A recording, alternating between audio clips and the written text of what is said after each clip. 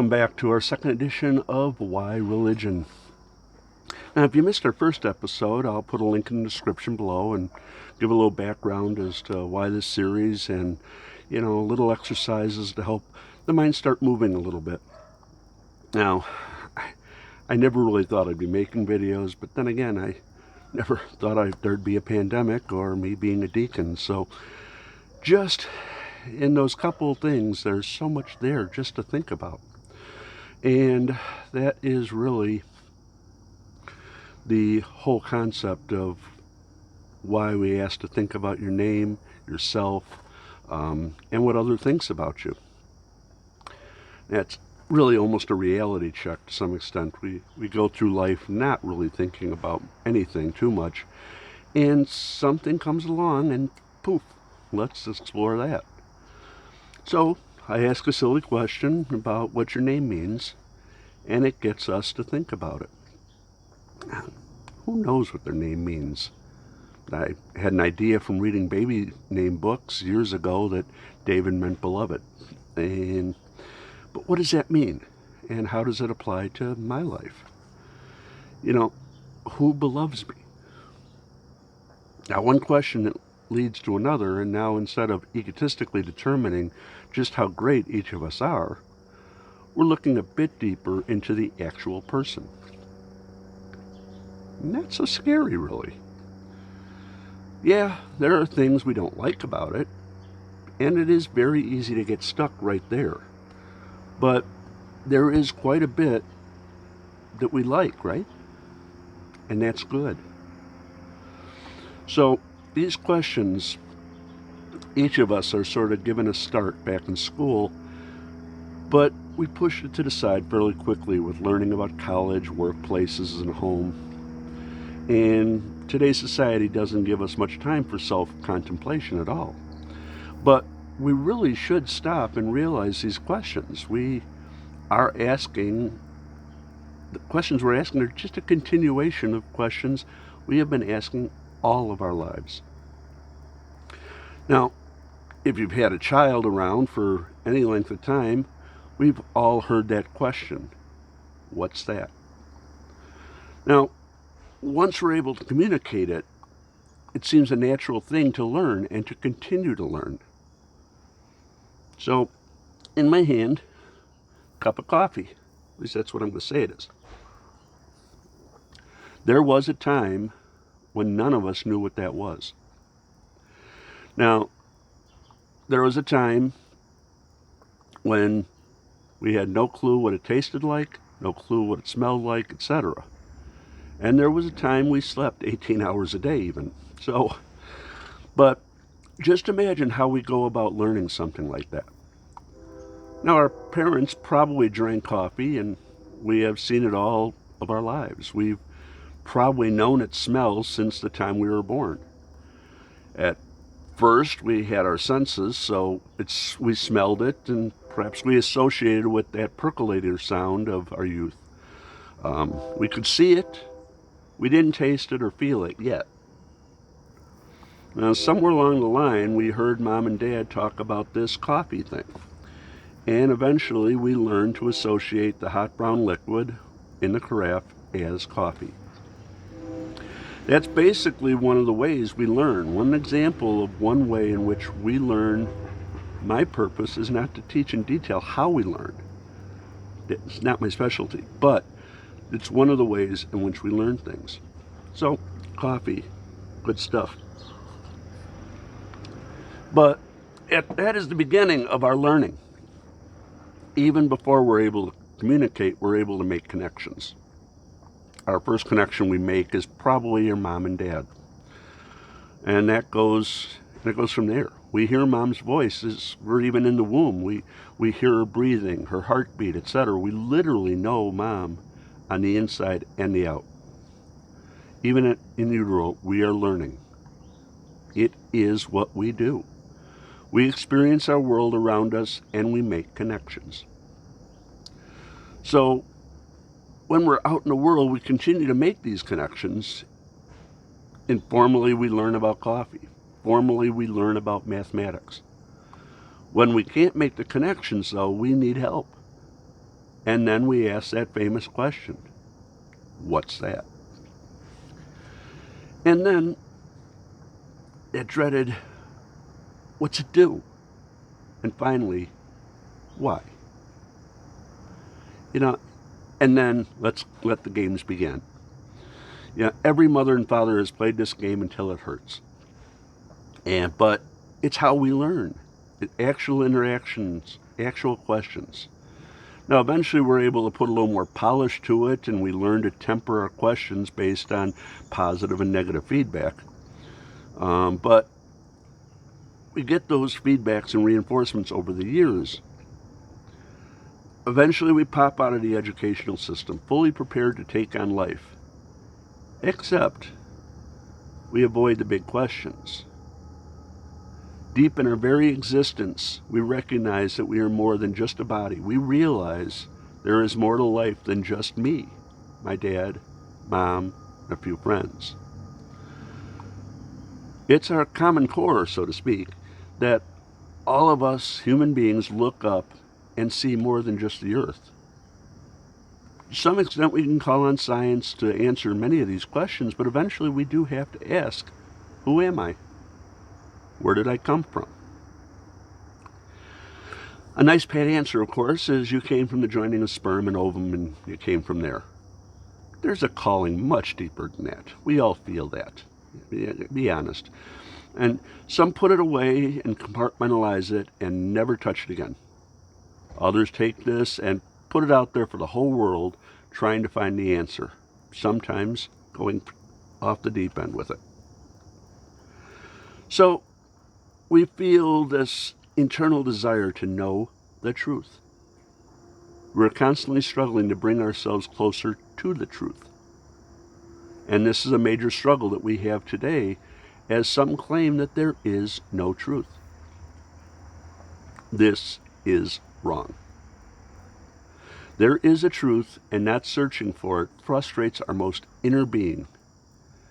We push this feeling away, and we feel more and more stressed. We constantly look for distractions and other things to do because we have fallen for that lie.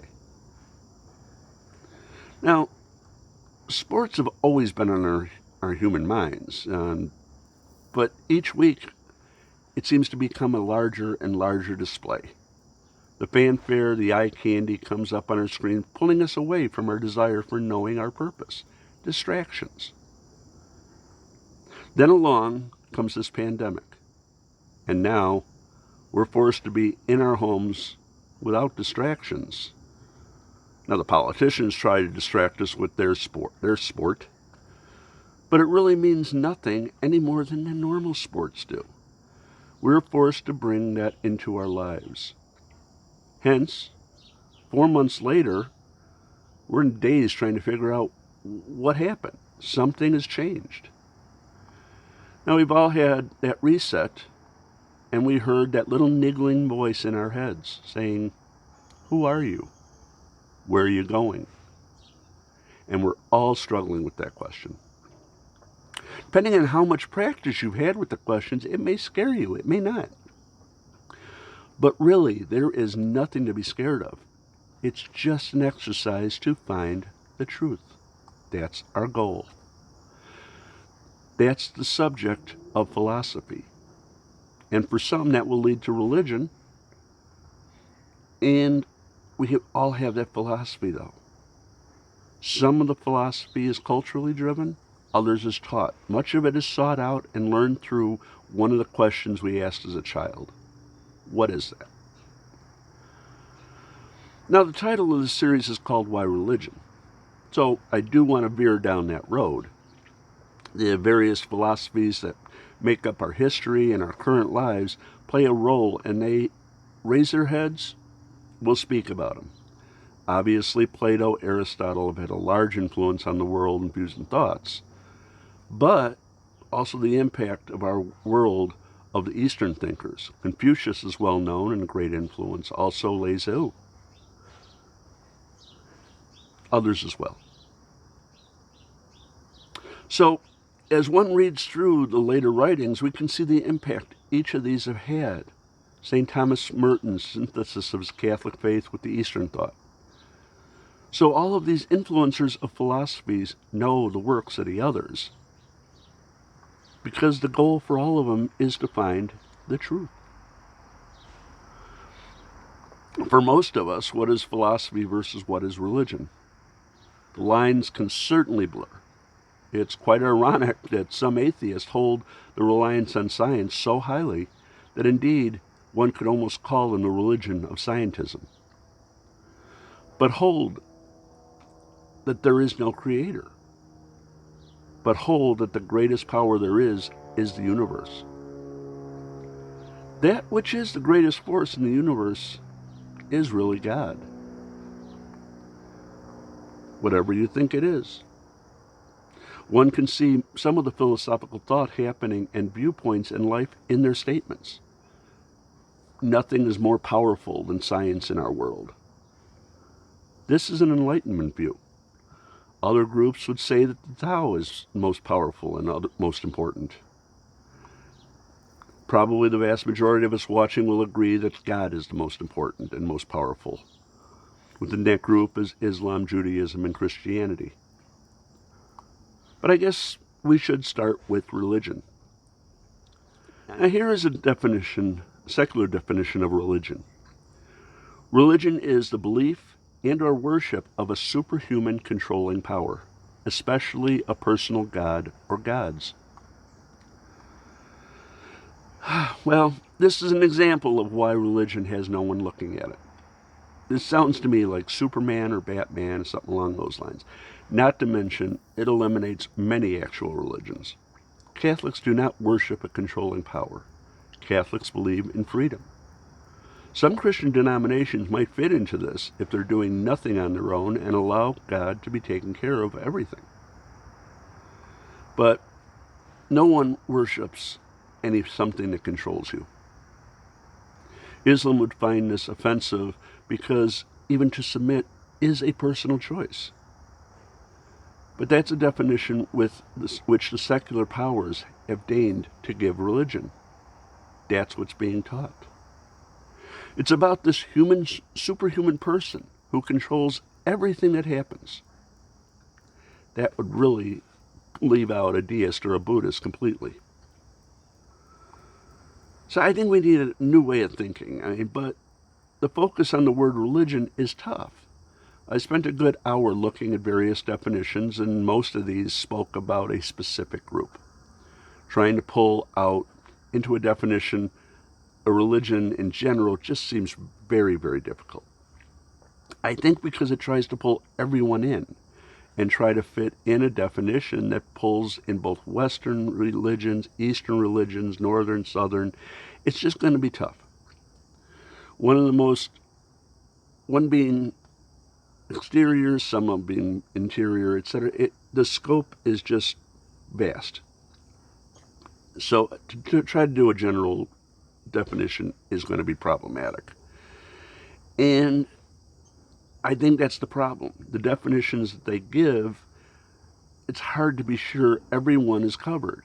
And by trying to get everyone covered, that definition makes it almost meaningless. So perhaps it might be better to look at what the goal of a specific religion is. Perhaps we can join into a much more meaningful dialogue that way. If we look toward ourselves, such as Taoism or Buddhism, we can look outside of ourselves in Christianity, Islam, Judaism, and we might be tempted to look at Eastern culture versus Western culture. But there's far too much overlap for that to be a factor. Now, Christianity, Buddhism, etc. have spread throughout the world. It is greater than just culture. It is a search for truth. And the truth about the very great and the very small, the universe and the smallest part of the atoms, and a truth about each of us and our purpose. The questions haven't changed. We just have gotten much better at distracting ourselves. And the question that should be asked, though, is what are these specific religions trying to do? at their basis, it's who am I? Where am I going? Where did I come from? Now, I'm going to look at this obviously from a Christian view. That's what I am. And that's what the vast majority of people are that have a chance of seeing this are. Again, we'll move into other things, but again, as I mentioned, the vast majority of you are from the western suburbs of Chicago. But even if you're not Christian, to explore these questions will open yourselves up to higher levels of thinking than just a sports team, politician, or just going through the motions. So let us take a look at our own goals. Short-term, long-term. How are the kids doing? Are they what you expected 20 years ago or so? Where are you intellectually? Where do you think you want to go there? Now, where are you on your spiritual journey? Given up completely? I don't think so, because you wouldn't be watching this. But what ideas come to mind when you think about where you came from? And where are you going? Is there an afterlife, as most religions point to? What does your religion say on the subject? Now, our life as both spirit and nature. We run the gamut from birth to death, natural and supernatural. We are definitely thinking, loving, naturally curious beings. We are building here and now that we actually broach this topic of religion. We can take some examples of religious thought. And we can look at a few that speak of the religions themselves. Who is the founder? What are the sources? And what is the living actions? And what are their goals? That pretty much takes us from the beginning to the end. But then the question is, what then? So let's continue our exploration in our next episode. Thanks a lot. God bless.